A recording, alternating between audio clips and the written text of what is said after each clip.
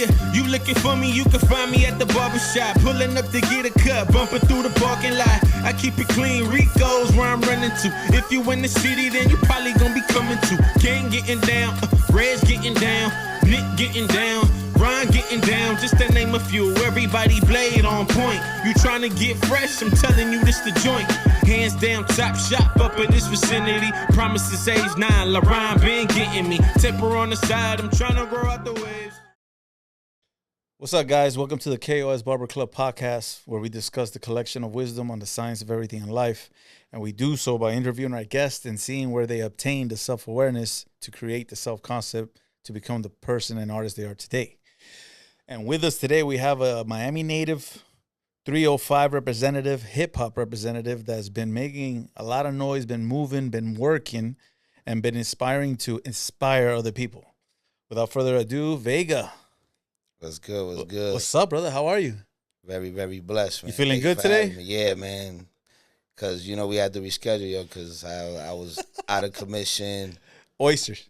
Yeah, say no to oysters and mussels and clams. That's too fancy for me, man. It didn't even bring a pearl or anything, but it gave me some food poisoning for like 48 hours. Feeling good, though? Yeah, man. I lost like 10 pounds, man. What? Yeah, so looking good. My beard gut is going down.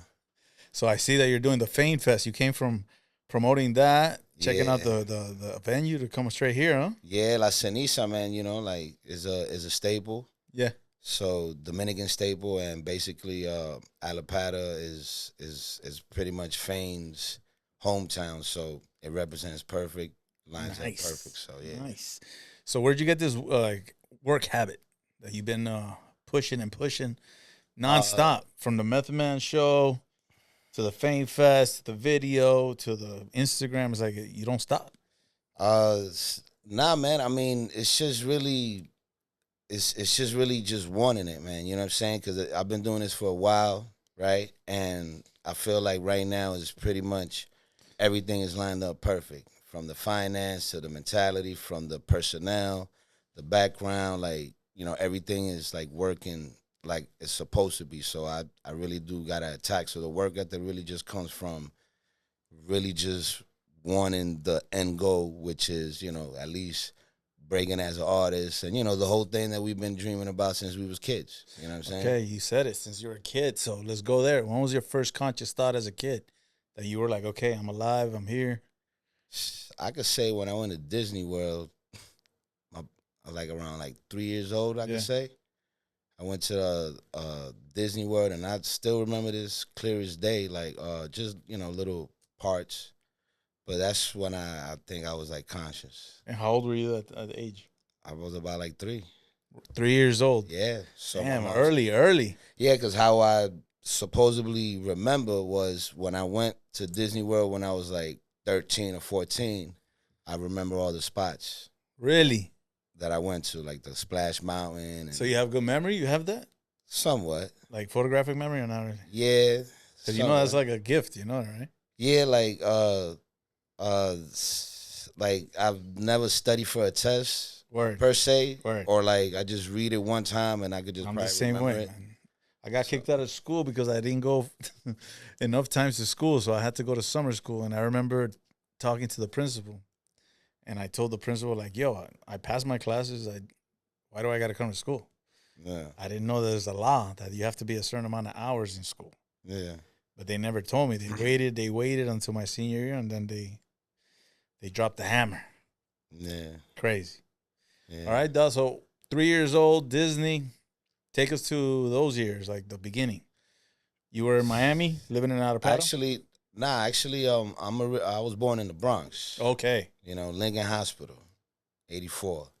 And basically in 89, my parents moved from the Bronx to Miami. And basically my pops, he had like some problems with his knees with the cold.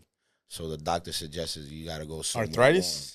Yeah, it was like some arthritis in the knee because he couldn't go through the blistering cold over there. So at that time, he was working at the airport, so he managed to get a transfer because one day, actually, the time that we went to Disney World. He loved it. He loved it. Nice. He loved the palm trees because, you know, I'm Dominican, so basically Miami is a little bit, like, as far as climate-wise. Yeah, tropical. it's very similar to over there. So it felt like home because it's like New York is a metropolis and it's super cold. So definitely, I came here in '89, and yeah, it was like uh, my first kindergarten school was here in Miami, and it was just typical Miami life. You liked it, or did Yeah. you like miss New York, or you don't even? I mean, I know? don't really remember New York. Okay. Like I got to know New York like when I was older. That they would send me back after after like I finished school, Yeah. whatever school year. They'll send me to the summer over there or to the DR. But my brother, my older brother, the one that got me into hip hop, he was super New York. So Yeah. how old is he from you? He's 14 years older than me. Oh, so We when you all were 5, he was already 20. Yeah, we're all 7 years apart. Bet. How did he take the move over here? Because I'm sure you looked Nah. up to him. Yeah, he didn't want to move. He actually thought that Miami people were country boys and they were slow. I mean, this was the 80s. Yeah, it was a little slow. Yeah. It was slow. I remember. Miami changed. I came from Medellin. From Medellin to Miami, I was like, a little weird, a little different. People were wearing neon everywhere. Yeah. Like, I remember when I came here, I was like, wow, I could see the sun. Because over there in New York, you can't see the sun because of the buildings. Yeah. So it's always shady over there. So when I came here to Miami, that was one thing, especially Hialeah. That's where I grew up at. So Hialeah, why'd your parents choose Hialeah? Well, I think yeah, actually it was a co-worker that my pops used to work at the airport. Yeah.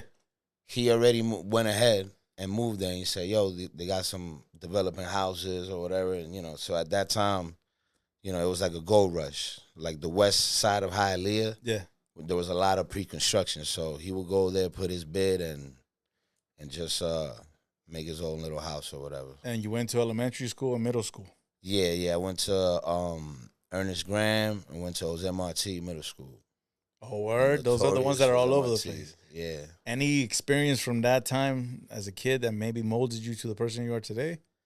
As far as like going to middle school, It's just since you got here from New York that you remember, because some people have experiences that alter their lives, man. And you could choose either go the wrong direction or the right direction, or it maybe made you see the world and life in a different manner. like pretty much, I grew up in a typical Dominican family, right? So we was like pretty much taught to mind your business, do good, go to school, and just don't hang around with the have-nots. Don't hang around with that crowd. You know what I'm saying? Got it. But every time they say don't do something, You want to do it more. you want to do it. So definitely I gravitated towards that crowd. And and that crowd, was at that time it was the YLOs and the IMPs, old school stuff. Trying to keep up with what everything was going on. Yeah, you're At a that kid. time was gangster rap. Exactly. You know what I'm saying? So everybody was trying to claim a set or whatever. But it was just, little kids play type of thing. But and right there, hip hop was always there, and my brother was the one that was pretty much inspiring you. Yeah, because he was the one hanging with the older crowd. I always hung around with the older crowds, always after my brother. And my brother was mad protective. So when he would smoke weed with his homeboys or whatnot, he would have like Wu-Tang, Tupac, Big, like. And you loved it from the first time you heard it? Yeah, man, because my brother was trying to be a rapper or a freestyle with it. Every time he'll get He high. still raps or no? Nah. He goes and sees you at the shows or no? Yeah, you know what I'm saying, when he can, because he's always working. But yeah, like my brother, like I used to steal his tapes. Like he used to bring tapes. Where my killer tape at? Yeah, all that. So I used to steal all his tapes. You know what I'm saying? I remember there was a brown tape. One was hip hop, and the other one was West Coast hip hop. Nice. So it was like. I know you cared about that tape because you remember the color of it too. Yeah, brown. Yeah, because he beat my ass, yo. Word, because you took it? Yeah. Wow. And disappeared. I didn't know where it went. Oh, that's one of your people's for sure. But I burned that shit. You know what I'm saying? At least it didn't pop, because then he would have got even more upset. Yeah. Before CDs, man. So you were listening to hip hop. When was the actual inspiration to take it seriously? You start writing, you start rapping, you start freestyling. I got to give a credit to my homeboy, Johnny Boy. One of my homegirls, she committed suicide, and it was MRT, and I was like about like 13, and she was like, you know, friends with everybody. So she committed suicide, and everybody was distraught. And I saw my homeboy, Johnny Boy. I don't know where he's at, but what's up to him? I saw him in a freestyle in the cypher. And me, at that time, I used to look at rappers like some superheroes, yo. Like, you had to be some, like, part of the X-Men for you to be a rapper. Got it. You feel me? So this episode is made possible by a dear friend of mine whose sponsorship allows us to bring you the highest quality episodes in the business. Our sponsor is CarAccidentAttorney.com. If you've been involved in a car accident and have sustained injuries, don't hesitate to seek assistance. Call 954-FREE-FEE for a complimentary consultation at 954-373-3333. CarAccidentAttorney.com connects you with the right legal experts so you can focus on your recovery while they diligently fight for the compensation you deserve. And remember to always live, laugh, and love. Peace.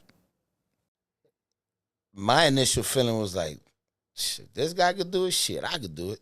You know what I'm saying? So initially I was on some battle MC, you know, it was competition, but Okay. basically it made me feel like it was attainable. Like Yeah, you don't have it to was be- there. He's a friend.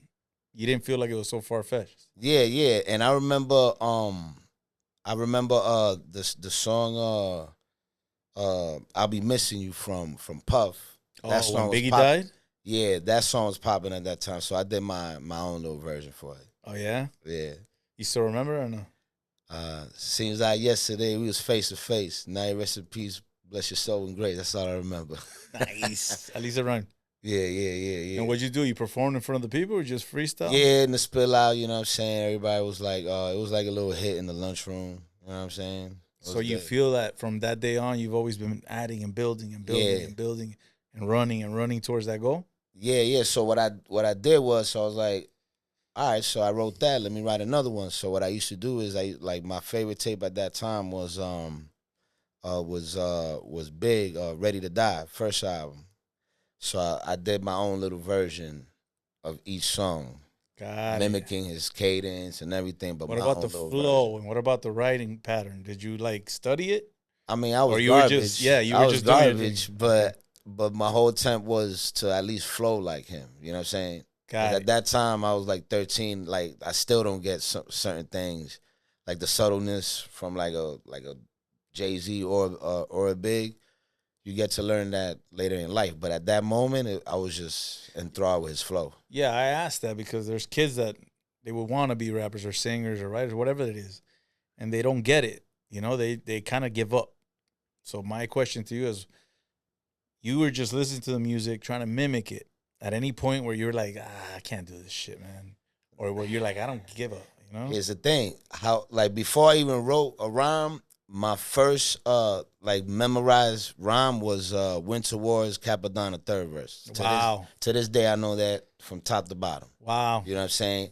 And my first pull to a battle, like somebody challenged me to a battle, I was rapping that shit in ciphers, thinking like, You yeah, brought the yeah. verse in? And then a real MC came up and I was like, yo, you know That that's not ain't your yours. shit. And he fucking destroyed me, yo. I still Fake it remember till you to make this day. Yeah, yo, LMS, yo, what's up? Yeah, yo, so LMS is nice. yeah. So, and I even asked him like, yo, man, like, how do you do original? Like, can you teach me how to rap? And he's like, nah, man, you're just gonna have to figure that shit out on your own. You're just gonna have to figure it out on your own. I'm a strong believer of each one teach one, but I'm sure he has his reasons, you know? Nah, the best thing to happen, yo, because I think J. Cole even said it, because when he said it, I was like, yeah, that's what I used to do too. He said, like, one way for you to become a good rapper is mimicking your favorite rapper. Correct. Mimicking his style, his cadence, his flow. Fuck around, it'll rub up on you, and Then start writing you add shit. your own little. So that's kind of what happened to me. Nice. I was like a cover rapper. and Dude, then became my own Capadonna. rapper. Now it makes a lot of sense. Because Yeah, you have Cap- that Miami swag, but you throw some left field lyrics in there. You're Yeah, like, oh, Wu Tang made me rhyme. All right, bet. It was 36 Chambers. It was 36 Chambers, Iron Man, and Wu Tang Forever. Like I studied that. I pretty much know the whole CD, all rhymes. Like all the lyrics. Triumph, I know everybody. So that was middle school going to high school. Yeah, that was middle school going to high school. High school, was there like talent shows? Was there recording sessions? Nah, high school, that's where I got my swag, yo. Okay, why is that? Yeah. Nah, because in high school, I started getting into girls. Let me guess some. You know what I'm saying? Word.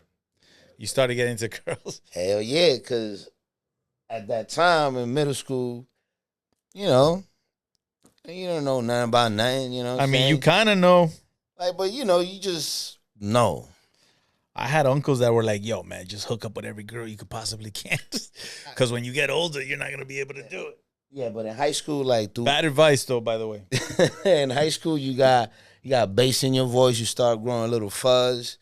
You know what I'm saying? Shorty start looking at you different. You know, so. And what high school is this? Barbara Gomes Senior High School. Barbara Goldman. Right, yeah, yo. So at that time, I started hanging around with the La Vaina kids, the Dominicans. That's why, you know what I'm saying, started going to. With your tribe. Yeah, because before then, it was all straight hip-hop. Okay. Right? And you got into the bachata thing? And then, I mean, I always, you know, was into that. Family, yeah. Family growing up. But, you know, I was like, man, that's corny. That's not cool, you know? So, but, I don't know, it seems like rap at that time was scaring the hoes and shit, you know what I'm saying? So. Yeah, so you were like, you know what, you like this? Let me get into this. Yeah. Word. So definitely, like, at that time, you know, Jay-Z was popping, I think Volume 1 and Volume 2, and that was like the mafioso swag era. So when I started rapping, it was strictly Wu-Tang, God Body stuff, because I used to hang around with 5%ers. Okay. And, damn, what's today's math? Today's the 4th. Today's the 4th? The 4th, so today's math is? I think it is, man. Today's 4th is May the 4th be with you. Culture freedom. Okay, boom. So, yeah, once I got into, you know, to high school, that's when I started talking about, like, you know, my swag and boasting rhymes and battle MC. And then Eminem was popping. And when I heard. I put a battery on you. Like, literally, like, again, when Eminem came out, that changed my whole style. All right, because what I'm hearing now is from elementary school, you started liking hip hop. You got to high school, you started actually got freestyling. That Jay-Z swag stuff. But you seem like a very calculated person. Because in what sense? In the sense that you said, yo, girls will be listening to this hip hop. Yeah. So you calculated your movements to get to, like, have you always obtained that type of energy and knowledge? Yeah, to this day, yo. That's why me and Fayn connect so heavy, yo, because. Shout out to Fayn. You know what I'm saying? Shout out, big boy. We know how to make a female dance, just like we know how to, you know, do, you know, the hip hop stuff. Like we just, I don't know, it's just a love of rhyming, yo. So like every MC growing up, I listened to the Ruckus era, the Mos Def, the Pharoah Monch. I listened to the Lyricist Jay-Z, Lounge. You listen to Lyricist? The Lyricist Lounge, Sound Bomb in Volume 2. Word. That's why I got introduced to Eminem. You know what I'm saying? Like the line that made me an Eminem fan was, "You beat for me, I'ma eat for this, even the score equally. Take you on Jerry Springer and beat your ass legally." I was like, what'd he say? Who the hell? Because Jerry Springer at that time was popping. Yeah, but it made sense, and it was a triple For those that don't know, Jerry Springer used to be the first MMA show. I remember watching that just to watch people. That was bad, dude. I can't believe that was on public television. Crazy. So yeah, you got to that point from analyzing and. Yeah, yo. So, like I said, I don't know. I feel like I just love rap, yo. So I be stealing a little bit from everybody and making the V.E.G.A's own gumbo, you know, type of thing. Yeah, but you have a lot of influences, so I could see it. I could see the mixture in there. Yeah. And then from high school, what was next? High school, man, did a lot of drugs, chased a lot of females, and wasted a lot of time, son. Any sad memories? Sad memories, or disappointments to self from all those things? And any conversations with, you know, the creator or maybe with self? Nah, it was really more like like all right, like pretty much my pops and like my upbringing is like very militant. You know what I'm saying? So there's a lot of Chancleta life. yeah, pela, cocotazos. Yeah. Like my pops was the type of person that I remember one time he told me, listen, don't talk to me about nothing if it ain't about school. Okay. Meaning I couldn't talk to him about girls, problems at school. Like my mom, everything that was my mom's. Like my mom's taught me everything, pretty much how to be streetwise and everything. Cause my mom fue tigre. My dad was like more of a square Catholic. You know what I'm saying? Like, you know what I mean? Like, I would like when baggy jeans were the shit. He was hating. He ripped them apart, yo. I had to go in with the church shoes and shit. Nah, man. My pops, man. Like, I remember I came home with an earring. He's like, yo, if you don't want me to rip the earring right now, like that child, like I'm not even gonna let you take it off. I'm gonna take it off. He meant it. Yeah. Word. Shit, nigga. I didn't end up drinking in front of my pops after I was like a fucking adult, yo. And even then, you feel a little weird. Yeah, yo. Like right now, it's cool because he's like almost 80 and shit. So why do you think we do that, man? It's that chancletazo, yo. That it's healthy fear, I could say. Yeah, but I asked that because us as people, we look up to our elders and our loved ones, right? Yeah. And I had a conversation with a friend a long time ago that, you know, you smoke, you drink, but some people don't smoke in front of their kids, but they do drink in front of their kids. And I'm telling him, like, yo, that makes no sense. Yeah. Because just because it's illegal doesn't make it better. Or just because it's legal doesn't make it better. Oh, it's legal to drink, so it's okay to drink in front of your kids. It's all good. But you can't smoke in front of your kids because that's bad. Nah, it's a respect thing, man. Exactly, but that respect thing was brought on false pretense of, like, what's good and what's bad. Yeah. Because everything that you do, if you do too much of something, it's bad. Yeah. But if you do things, you know, I guess responsibly in a way, it's not that bad. You know what I mean? Yeah. Like, I've had uncles that were alcoholics, bro. They can't be at a party because they're drunk. And then I had cousins that were always smoking. Yeah. And they would come to the party and be chilling and everything's good. Oh, yeah. We But they wouldn't look at my uncle that was drunk as hell like the bad guy. But they'll look at my cousins that were all high, the bad guys. I blame that on religion. Yeah. Yeah. That's why they call it religion. Because you have this religions. They tell you what's good and what's bad. And if you follow suit, everything is good is bad according to their sayings. That's why knowledge yourself. You have to understand who you are. That's why I asked you that question. You know what I mean? Yeah, like it's like a little bit of religion and a little bit of just like I don't know, like the propaganda against quote unquote. Exactly, that's what I'm saying. Marijuana, you could say, but you know.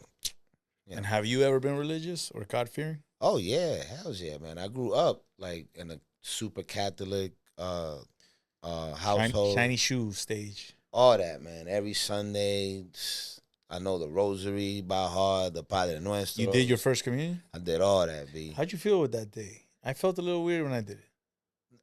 If I didn't do it, I'd get my ass whooped. Yeah, that's the thing is with my mom is it was just you had to do it and that's it. No questions asked. I went maybe 2 or 3 Sundays and then I didn't go after that because my mom didn't take me.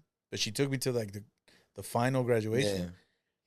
Yeah. And she goes to the table where you're supposed to like get your whole thing. And I remember it like it was yesterday. They told her, oh, he can't get his first communion today because he still has fees he has to pay. And then my mom's like, okay, well, how much is it? Oh, it's, let's say $20-$30. She paid it. Okay, now he could graduate. And then I don't remember none of the prayers, none of. I remember being there, like looking at my mom, like, dude, I don't know nothing of this. It's just tradition. Exactly. And then we went and we did the whole eat the little bread, and then he told me to say the prayer, and I looked at him like, I don't know the prayer. He's like, it's okay, son, don't worry. And then he gave me the prayer, moved to the side. After that day, that's when I was like, yo, this is a business, you know? Yeah. And I was legit. After that day, I was like, oh, I don't know. This seems a little iffy to me. Yeah. Maybe it was the church that I was at, but after that day, I was like, you know what? I'm gonna make my own decisions. I'm not gonna be afraid. Yeah. And then from then on, it's like, yo, I do good, I feel good. I do bad, I feel bad. So I gotta listen to that intuition. Yeah. I mean, like as far as religion, like it's like my man Jesus said, is basic instructions before leaving Earth. That's what the Bible is. So I just see it as a moral barometer. You know, it's just like Damn, I like that. Say that again. it's a moral barometer. Message. You feel me? So, like, religion is pretty much man-made per se, but the word is there, and it's up to your interpretation. And sometimes people can't interpret it the right way, so that's why they look to Vega, religion. yo, man, I You know feel it. me? Yeah, you're there. You're an enlightened one. But you can't blame God, yo. You just gotta I never blame God. blame the man. I blame myself for everything because Yeah. I'm always like, damn, I should have known better. Mm-hmm. Damn, I should have known better. I should have not called that girl. Why did I call that girl? Like, But then I know why. Skank. Hey, man, we all been there. Hey, man, God got a shit list too, so it don't matter. Does he? I don't know. I think he's a little busy, bro. Shit, What I like to ask people that know about religion is, okay, you know how it says that God created us and the universe and everything in 7 days? Yeah. What did he do before that? He created the universe as it always been. No, because the story is the universe, earth, and then Yeah, but the on Bible. the seventh day he rested, right? Yeah, but that's God's special people. Okay, but my question is, what did he do before? But as far as what Exactly. existed. To answer your question, as far as what the biblical sense says, right? Like if you notice in the first chapter, it talks about that God made the sun, moons, and stars, and the this and the that, the fowl, and then He created man to watch over the fowl, right? Okay. That's the first chapter in Genesis. The second chapter specifically talks about Adam and Eve, Yes. which means, in my opinion, there were people here before Adam and Eve. Yes. Yes. You get what I'm saying? Yes. Also prove, and I learned that from a Christian pastor, also prove that when Cain killed his brother and God casted him out of the garden, he said, yo, and when you roam the earth, people are gonna spit on you and they're gonna castrate you and they're gonna treat you like the dog you are. So, on a logical sense, if life started from Adam and Eve, why there's gonna be thousands more people out there? Shouldn't there only be like 5 or 6 people? Yes, like I said, Vega, you're So advanced. So I do believe in evolution and believe in God at the same time, yo. But how? Because put it like this, yo. I had an argument with an atheist once, right? And he's like, yo, but how can you believe in God and the Bible doesn't talk about dinosaurs? I'm like, nigga, Yo, you don't need to talk about You dinosaurs. know what I would have told that bruh. brother? I was like, yo, you're right, yo. Nah, I told him, yeah, you're right. It don't talk about dinosaurs. You know why? Because it doesn't need to. The Bible's confusing as it is. So you want to confuse it more, adding some fucking beasts that don't got nothing to do with spirituality, my nigga? Nah, man, the dinosaurs do exist. The fossils, the proof is there. And that's why I said the Bible is God's special people and on. From Adam and Eve's bloodline till now. You ever done open the Bible and then Actually, put your finger and check a verse out? My mom used to make me do that during Bible classes because my house always used to, because I grew up super religious. Yeah. So my mom used to always have like the church after church, go there and read some more Bibles and oh my. So Jesus. your mom and your dad were religious. So this whole hip hop venture, was it frowned upon? Oh yeah, at first. That's why I became a rebel. I said F religion, F all that. I was an atheist for a little bit. All right, take us to that conversation with self. How did that become about? Shit. Because if you're Dominican and you get the chancleta, Yeah, and nah, you're like, nah, F that. You had to fight for yeah. it. Nah, funny thing, as far as hip hop, yeah, yo, like I wasn't like my dad was like wanting to beat my ass at all times, but my mom was always the one like, Wow. chill, Like chill out. like let him create him, be creative. You feel me? Yeah. So like mom, like I remember when I was doing bad in school, like when I started rapping, was that my dad? I was grounded for fighting, grounded for 3 months, hardcore. You got suspended and you got grounded. Yeah, well, I got suspended for 2 weeks, but I was grounded in the house, meaning I couldn't go outside and play ball. So you had to write. I couldn't play Nintendo, so all he left me with was my boombox and my brother's tapes, yo. And like they say, you lock my body, but not my mind. And that's how I started rapping. Hell yeah. I started developing the skill. Do you think that was like some divine intervention? It was. Yeah, you believe that? Hell yeah. Like you were meant for this? Yeah. Cause shit, I've been doing this shit for too long. It'd be stupid to quit now.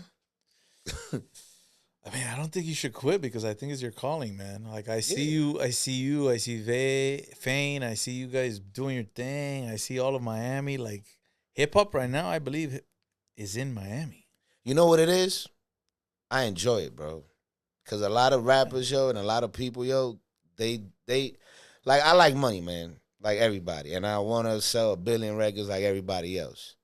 But like a lot of people they really do it for the money, yo. Yeah, the artistry. Like, and trust me, I'm not one of those. I'm all about the art. I just like making dope music, dope shit, Expression. just dope shit, yo. Like, I didn't really look into too deep what Jay-Z. Like, oh my god, like, nah, man, this nigga did some dope shit.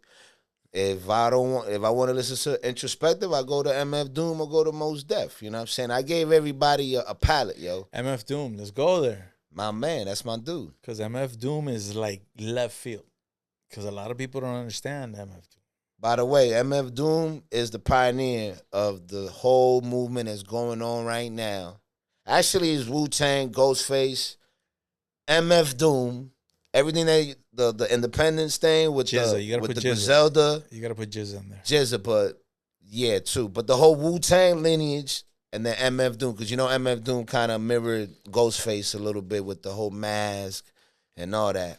Well, yeah, you could say that. You could say But that. the whole independence thing, like, because you know MF Doom, he used to have, for every record label, he used to have Victor Vaughn and used to be a record, he used to get just one album deal with this record label. And then he'll be MM Food and another record label. And then do something with Jay, what's the other, the guy from LA, Madlib. You know what I'm saying? So MF Doom, I look up to him a lot. I love MF Heavy, Doom heavy. because he changed the narrative. Yeah. Like his bars rhyme, like one bar rhymes in another bar of another song. Just So it keep sounds the like eye it's- out, like it's- aye, Captain. And you're like, what the fuck did he just say? And then you Yeah. rewind it, you're like, that shit didn't even rhyme. But then you start hearing the metaphor on the other verse, and then you connect it to this verse, and you're like, oh, this motherfucker is connecting verses from different songs. Yeah, And when I figured that out, I was like, whoa, this guy's on another level. yeah. And I've always liked MF Doom, and I've always promoted him, but everybody always looked at me like, bro, that guy doesn't even. I'm like, okay. My favorite album, Matt Villani and MM Food. Matt Villani is a classic.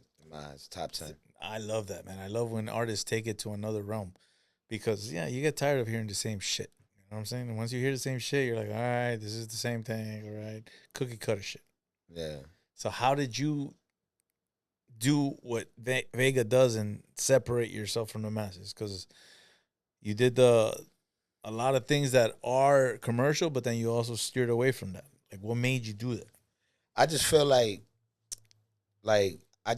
I needed to be prepared as an MC. Okay. You feel me? So like one thing that I love about like Big and Pac, especially that era, they actually did they were very versatile in their subject matter.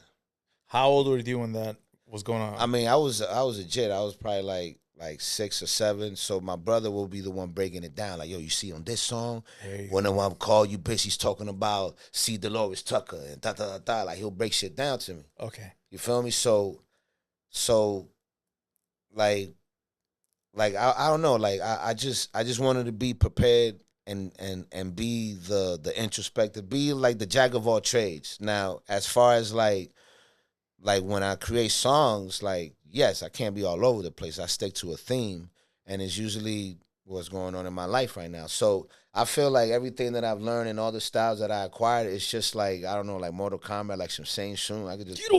I could pull that pocket whenever I can. Like, oh, you rapping fast? Hey, I got a song for that. You rapping slow? Hey, I got a song for that. You rapping about shorties? I got a song for that. Battle MC? I got a song for that. So just being prepared. That's it. Because I love rapping. And when did you understand and know that, okay, I love to rap?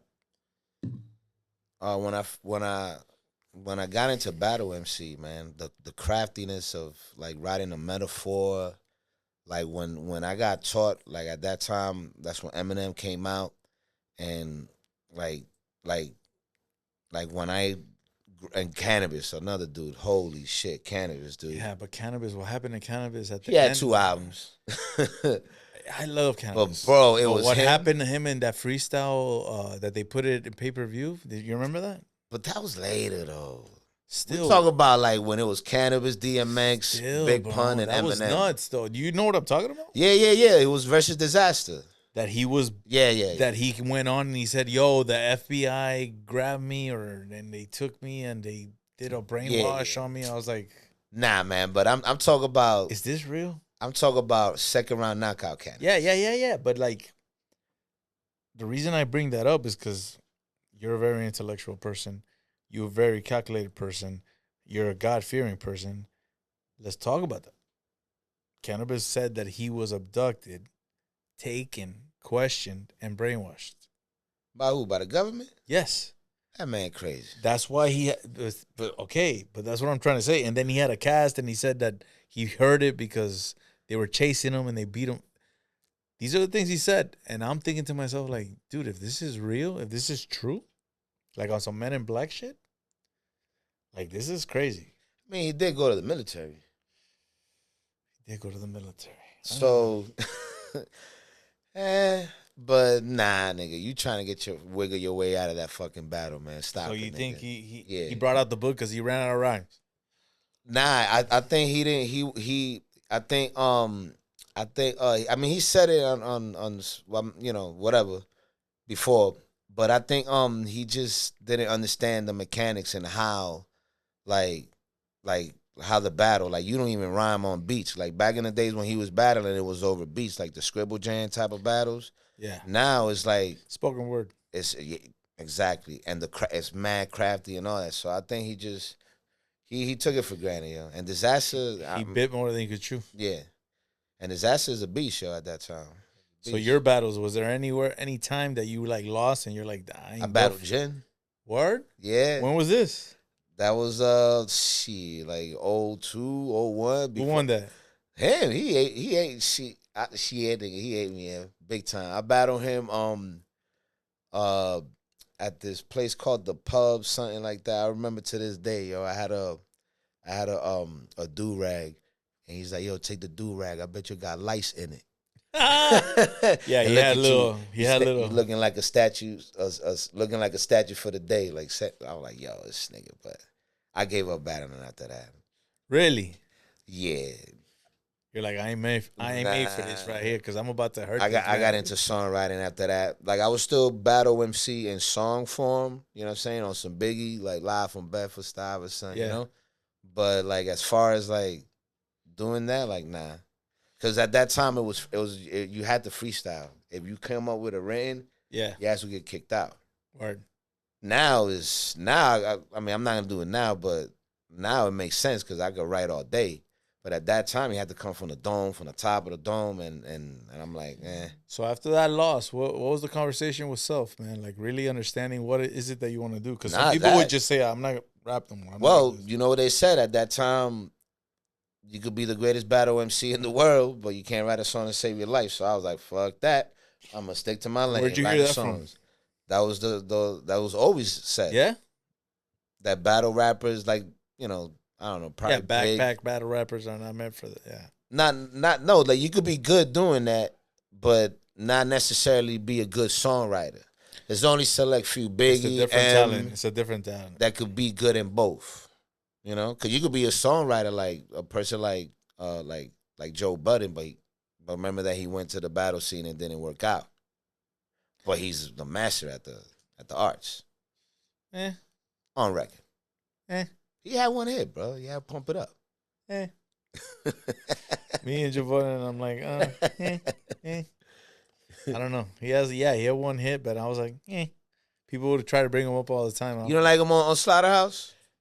Yeah, but he's on Slaughterhouse. You understand? Slaughterhouse. Like, he'll say some shit and be like, oh, okay, oh, and then the next one will be like, oh. I think out of all the Slaughterhouse members, he's there, but Royce. Royce is Royce. Royce is crazy. And then and Joel. Joel Joel had that one album, the Bodega. That shit was fucking amazing. Yeah, wasn't he signed to Aftermath or I was think or they something all like were. There was that? some beef there. That shit was weird. Budden explained it in some podcast or something. He explained what happened there because he was the one that made it happen. Yeah, He was the one that pretty much got them all together. And it was supposed to be amazing. And then supposedly Eminem kind of like shelved them because he was trying to do the D12 thing. But that's when business gets involved. got to side. How has business got involved in your career? Business, like as far as Business. yeah, like business, like yeah, man, Because you're an up and coming artist. yeah, You already explained your come ups. You already know that you took this route. I'm gonna do this. I'm gonna write songs, and then you get to the point of the business. yeah, like basically, like I'm into real estate right now, and trying to get some money because in this business, as far as called music, you need money. You know what I'm saying? And that's why my new acronym for my name is VEGA Music 3 VEGA, which is visualize everything and getting aware, aka very expensive goals accomplished. Nice. Because it takes money to make money in this business. Correct. So yeah, man. With I have people around that that be able to help out in the business, and then I do what I can, make as much money as possible. You know what I'm saying? Like, I run a construction business over there in Dominican Republic with my sister. You know what I'm saying? So Word. so yeah, so we're trying to grind. I'm just starting. You know what I mean? All right, yeah, I asked that because I'm sure there's gonna be kids younger that are gonna be like, "Yo, how does Vega do this?" Yeah, yeah. And it's knowledge itself. Like you understand, okay, I gotta do the business side so I could do the art side, and then I gotta balance it so I can stay afloat. So I come from a family of business owners, like all my uncles, they own finance companies. They deal with like bookkeeping, taxes, and stuff like that. And then I have my other side that they deal with construction, which is everything. On my mother's side is like we own our Airbnbs and stuff like that. Cause in the Dominican culture, at least the way that I grew up, is that you always, you go work for the man as much as you can, eavesdrop, get the knowledge, but make sure you bring it back home so you could teach the rest of the village. Hell yeah. So we could be able to, So that's what you've been up to lately. Yeah, it's just similar to how you never see like when Arabs, they come over here, they always have their own business. You know what I'm saying? You know what I found out about them? That what they do here, they practice nepotism heavy. You know what they do here? You know all these buildings that go up? Mm-hmm. You know what they do? So they buy the building. Yeah. Then they buy the first 5 floors at a high premium price. Yeah. Then when you as a potential buyer, they tell you, oh, the first 5 floors already sold out, and an apartment or condo that's worth no more than 500,000, they're going for 800, 900,000. If you come in now and invest, I could get you there on 900,000 at the 6th, 7th floor. So think about this: they buy the building, they build the building, they buy the first floors at a high premium price. Then you come in thinking that everybody's buying them when really the actual owner of the building is buying the first floors. Wow. Then you start buying blah, blah, blah, blah, blah, blah, blah. Then when all the floors get sold, they start selling the bottom floors at quadruple price. That's crazy. And then once they sell that, then they sell the whole building and they leave. That's crazy. That's what's happening in Miami. Rinse, wash, and repeat. That's what's happening in Miami. Yeah, man. That's the way. When a client of mine told me that and explained that to me, I'm like, dude, that makes a lot of fucking sense. Because they have so much money that they could just be like, all right, let's buy a building and let's do this. Let's put a high premium price and let's make it look amazing. And then once people move in, they're like, this building sucks. But they already bought in. They're already there. Miami scams, bro. Shit, man. That's all we do over here is fraud, real estate, and I'm not even gonna say the puteria. That's Miami for that ass. Oh shit! All right, Vega. We get to the part of the interview now that we're gonna really have to dig into the mind. Right, there is no right, there is no wrong. It's just what comes to mind. Let's get it. All right, so yeah, the Bronx Tale.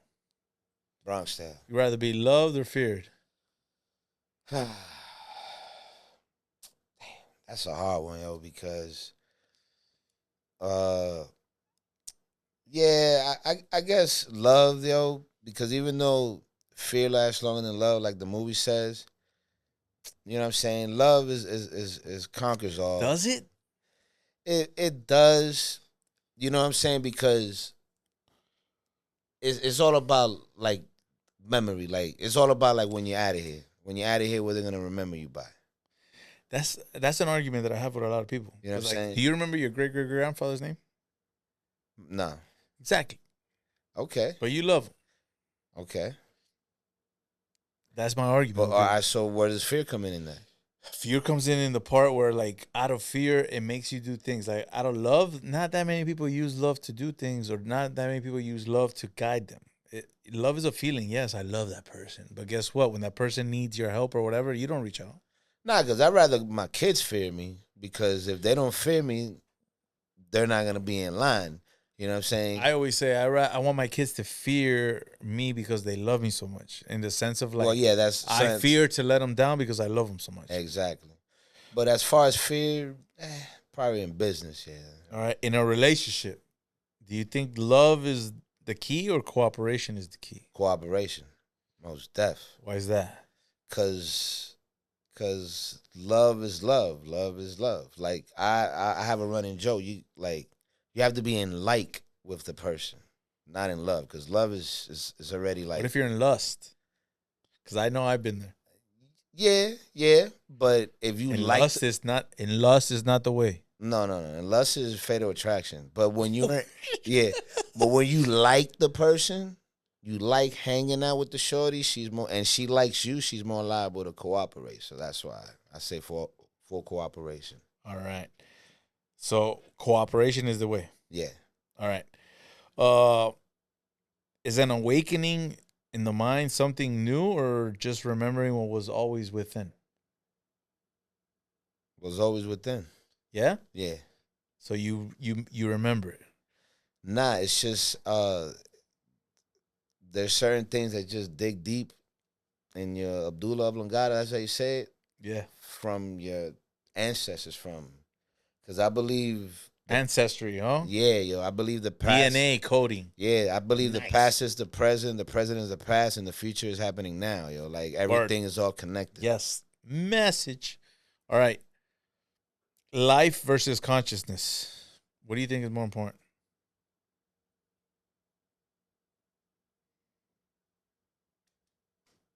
Life. Yeah? Yeah. Okay, why is that? Because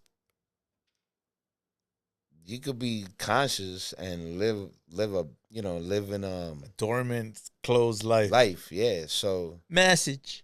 You know what I mean? That's why I asked that question, because a lot of people are like, what? I'm like, dude. Life, man. Life, dude. You be conscious, but you don't know exactly what you're conscious about. And you're not living life the way it's supposed to be. All right, do you like to create from scratch or compare and then add what you compared with to your daily? A little bit of both, man, because because you gotta always, like, you can't be arrogant too much, man, to think that you know everything, you can figure things out all by yourself. So you always gotta look at what happened in the past so you can have a better guide, man. Hell yeah. You feel me? All right. Kid, knowing or understanding? Understanding, yeah. Why is that? Because everybody knows a whole bunch of shit, but they don't understand nothing. That's why. Especially now, yeah. That's it. Yeah, that's it. Wealth or riches? Of course, wealth, man. Wealth. That's generational, I want to have my grandkids that, like the Kennedys, man, to this day. But that's why I asked that question. Do you know your great-great-grandfather? No. I'm sure he thought the same thing. And we're sitting here now, you don't remember his name. That's why I tell people, yo, don't worry about that shit. But guess what? People stress about that I bet you the Queen Elizabeth, and they know they lineage. Of course. Okay, so we just got to preserve. But it was written. We know better now. Do we? We got the internet. All right, perception or reality?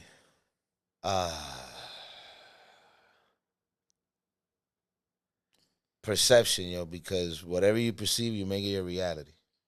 Word. Joy or happiness? Joy, yo, because that's joy is just God given, man. That's God given. Like I see joy in the leaves and the trees, watching my daughter, you know what I'm saying, do homework, stuff like that, like joy. Word. Emotional intelligence. Do you use it, and what does it represent to you? Yo, I heard about that. I heard about that emotional intelligence. Yeah, yeah, you got to practice that because it keeps you from getting shot. Most deaf. Okay. Pain versus suffering.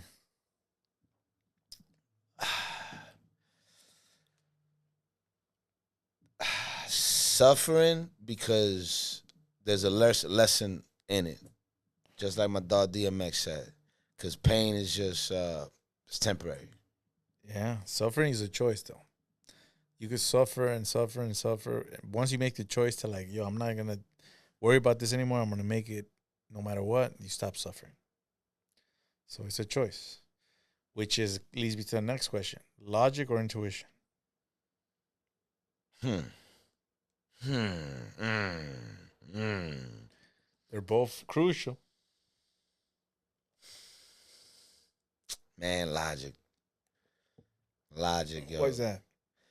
Cause logic is like a known formula. Like, logically, if I drink and drive, I may get a ticket. You know what I'm saying? So don't do it. Cause you could be drunk and have an intuitive to go home, but you still Trust me, bro. yeah, like fuck Trust that. me. All right, intelligence versus experience. Which one think is more you? Oh, experience. Yeah. Yeah, man. Cause I don't consider myself intelligent. I just pay attention to the details that life got to offer. Message. All right, discipline or self-respect? Discipline, yo. Because Yeah. in a world without religion, in a world without God, the only religion known to man is discipline. So what happens when the aliens come? What's gonna happen to religion? Fuck us up, boy. Think so? Hell yeah, Because that's boy. gonna happen. The aliens are gonna come, and then it's gonna be like, okay, so if this is real, then what about this? All right, self mastery versus personal power. Self mastery is internal. Personal power is external. Self mastery, man. Internally, Yeah, yeah, because that allows you to be in full control of yourself, and you know yourself, like you. but what happens when you know yourself and you're going against the grain? That's cognitive dissonance, meaning you're too arrogant to know what's better for you. Sometimes being arrogant is the way to go, man. Yeah, just pick your battles. Word. I mean, Jesus was arrogant. Yeah, Think about it. People are telling him no, and he's like, "This is the way." You know, he said it in a way where people listened and understood it in a kinder way, but he was actually speaking like, "You guys don't know what you're talking about." yeah, You understand? yeah. All right, listening to people's dreams versus their real stories. What do you like listening to better? They're real stories, man. Word? Yeah. You don't like listening to people's dreams, or you Why? rather just listen to their? Like why? I mean, sometimes Like you sit I down mean, and you're like, "Yo, we could do this." I mean, if they're kids, yeah. Word. So the Not if older they're you are, the adults. more you want to hear the real Like, story. nah, nigga, fix your Gain problems, the bro. knowledge. Fix your problems, motherfucker. All right. You think we're all renowned individuals or insignificant? Nah, we're all renowned, man. Everybody, cada cabeza su mundo, man. We all on some like kumbaya. Yeah, we all got an importance. We're all part of the ecosystem, bro. And that same question, do you find peace or do you choose peace? I think both, man. Okay. Because sometimes you're not like you find yourself in a non peaceful situation and you got to make peace out of it. Like if you're arguing with your significant other, whatever, so you look for peace. You feel me? Okay. Do you think peace is a luxury? And what is luxury? Peace is definitely a luxury, man. It is, yo. That's more important than money, yo, to a certain degree. Cause I'm telling you, man. I mean, you know the stories. You can have all the millions in the world and not have peace. Yeah, but so what I've researched and I found was that peace is the absence of thought. You know what I'm Yeah. saying? Like when you don't really have to worry or think about things, Yeah. it's a luxury. You're peace. Yeah. You know what I mean? So then you have supposedly wealth where you have everything. So one is like you don't have nothing, and one is you have something. Yeah. Which one you think is better luxury, the peace or the wealth? I don't know. I say money doesn't buy happiness, but it doesn't buy you sorrows either. Okay, that's a good one. So I choose a luxury, son. Fuck it. All right, do you think we're racing against time, or are you racing against time? Uh, nah, man. Nah, nah. Cause you'll never reach. You'll never reach. No. Nah, it's like two mirrors facing each other. Yo, it's funny you said that. Yeah. Do you? A guy was explaining realms, like reality realms, that when you put two mirrors, they shows you how realms are in real life. Yeah. So it's one mimicking the other, but it's interpreted in a totally different. Like left is right, right is left, up is down, down is left. Like there is none of that. It just keeps going. So if you angle mirrors at a certain angle, it's infinite. Yeah. But how could that be? And that's the existence of our reality. Time. Yeah. So I was looking into that and I was like, yo, that shit's crazy. Like, it makes sense. You know? Yeah. I mean, to some people it makes sense. Do you believe in leading your life or letting life lead you? Nah, leading, man. Cause you have to be the captain of your own ship. You know what I'm saying? Cause if you let the world lead you, whatever the world dictates, that's what you're gonna follow. You know what I'm saying? So like you have to be master of yourself at all times, man. So then how do you feel about this AI thing? Because I've been seeing lately everybody asking AI about everything. Today I had a client that I was cutting his hair and he was asking AI to give him, like he literally was there and he's like, hold up. He took a picture of himself. He uploaded it to AI and said, make the same haircut, but with a 4 clip on top. And and AI made it. And he's like, should I do it? And I looked at him and I was like, dude, you're asking AI what kind of haircut you want to get? He's like, yeah. I'm like, wow. So that's why I asked that question. AI is all right. You're all right with AI? For Beanie Siegel, bro. Word. Beanie Siegel. Beanie Siegel. Now he has a lung.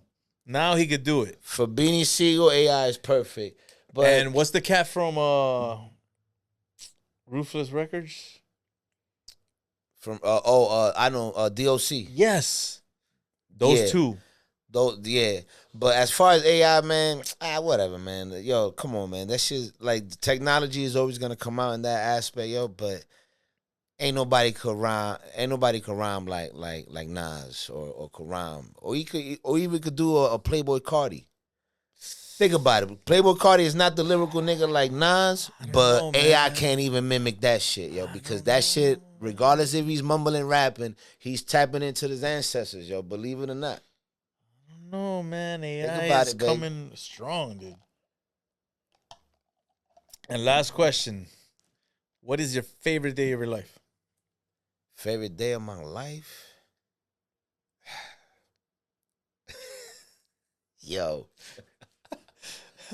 Oh, man, you're laughing. So I know the Hennessy's kicking in.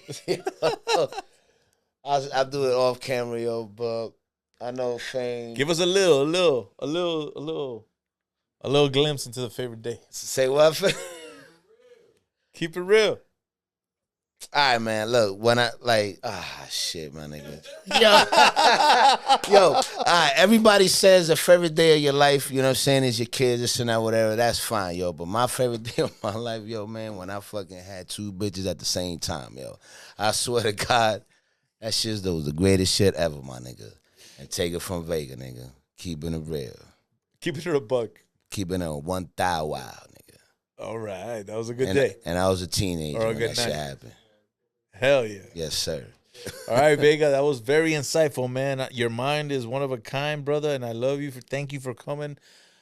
I appreciate you making the time. Not for sure, man. And let people know where to find you, man. I know Fayn Fest is coming. Yes, sir. Yes, sir. Fayn Fest, you know what I'm saying? You guys are headlining that. July 11th, man.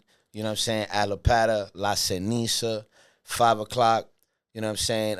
It's very special, yo, because Fayn been really doing it for a while. And I gotta give big ups to Fayn, yo, because without Fayn, you know what I'm saying, I feel like I probably wouldn't be even sitting here, to be honest with you. You know what I'm saying? Because when he came, when I met him and we came to the game, you know what I'm saying, he taught me the ropes, you know what I'm saying? And pretty much, you know what I'm saying, we connected like Voltron. And basically, like, Fayn Fest is pretty much just celebrating that. You know what I'm saying? Like, he is the next one to go, this new Miami. I'm sitting shotgun, you know what I'm saying, right next to the motherfucker. So definitely, we got to celebrate this, man. Fayn Fest, July 11th. You're going to come through, right? Hell yeah. You know what I'm saying? I'm not missing performances. There's going to be some. I ain't falling asleep on that one. Yeah. There's going to be some guest performances. There's going to be food. Family orientated. There's gonna be some herb. There's gonna be some liquor. Love. Everything. There's gonna be love. There's gonna be love. There's gonna be some women. There's gonna be some fellas. There's gonna be some DJs. Everything. Fayn Fest, man. But for sure, follow me at VEGA Music 305. VEGA Music 305. Just Google me. I'm everywhere. Hell yeah. All right, guys. That's the interview. And shout outs to you, man. Yo, man. I'm here always for you guys. Whenever you guys need any type of promotion or anything, just come through. You're on. No worries. Guys, remember to live, love, and laugh, harness the energy, and exercise wisdom at all times, man. And keep Miami hip-hop in mind because we're coming. You know what I'm saying? Peace. Let's go.